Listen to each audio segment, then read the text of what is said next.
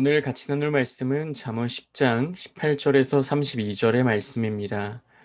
오늘 말씀은 총 세 부분으로 나눌 수 있을 것 같습니다. 18절에서 21절까지는 의인의 입술과 거짓된 입술에 대해서 말하고 있습니다. 22절에서 26절까지는 여호와가 주시는 복, 그리고 의인과 악인에 대해서 이야기합니다. 마지막으로 27절에서 32절의 말씀은 여호와를 경외하는 것과 의인과 악인에 대해서 이야기합니다. 먼저 첫 번째는 입술에 대해서 이야기합니다. 18절에 등장하는 이 단어는 단순한 입술로 이해할 수도 있겠지만 입술이라는 것은 내뱉는 언어를 말하기도 합니다. 이어서 감춘다는 것은 거짓된 것을 이야기한다는 것이며 중상하는 자는 근거 없는 말을 하는 사람들입니다. 근거 없이 말하는 것은 부끄러움을 모르고 말하는 것과 같습니다. 결국 말이 많으면 허물을 면하기 어렵습니다. 그렇다고 해서 우리가 세상의 모든 지혜를, 세상의 모든 지식을 알 수 있는 것도 아닙니다. 그렇게 19절의 말씀에는 입술을 제어하는 자가 지혜 있는 자라고 말하고 있습니다. 의인의 입술은 많은 사람을 교육하지만 미련한 자는 부끄러움 없이 말하고 지식이 없어서 죽습니다. 이어서 22절의 시작은 여호와께서 주시는 복의 성격을 정의하고 시작합니다.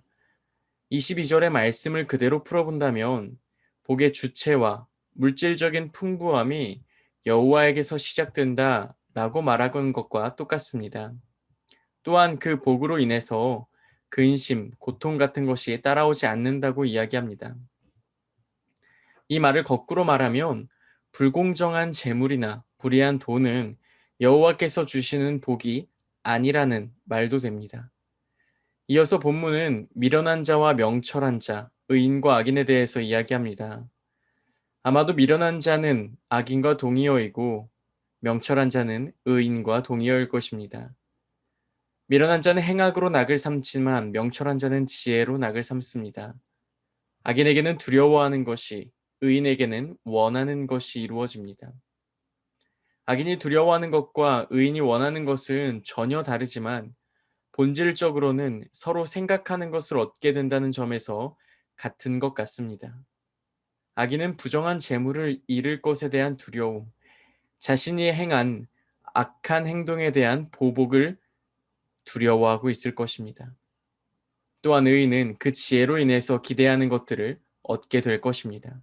결국 의인과 악인 모두 자신이 생각하는 대로 얻게 될 것입니다.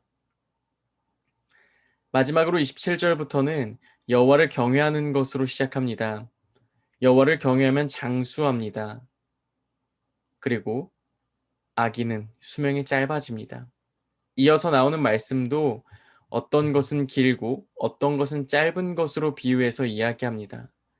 의인의 소망은 즐거움을 이루면서 길어지지만 악인의 소망은 끊어집니다. 여호와의 도는 정직한 자에게 산성을 이루어 견고하게 하지만 행악하는 자에게는 멸망, 즉 그 삶이 짧아집니다. 의인은 영원히 이동하지 아니하여도 악인은 땅에 거하지 못하게 됩니다. 악인의 입은 패역을 말하면서 그 패역한 혀는 배임을 당할 것입니다. 오늘 말씀을 묵상하면 딱 한 단어가 떠오릅니다. 권선징악입니다. 착한 사람은 복을 받고 악한 사람은 벌을 받습니다. 이것이 세상에서도 말하는 당연한 순리이자 이치입니다. 그러나 오늘 말씀은 세상이 말하는 복과는 조금 다른 것 같습니다.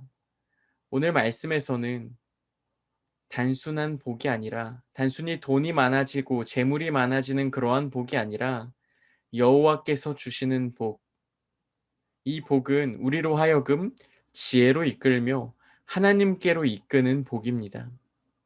오늘 하루도 하나님께로 이끌림을 받는 복된 하루가 되기를 소망합니다.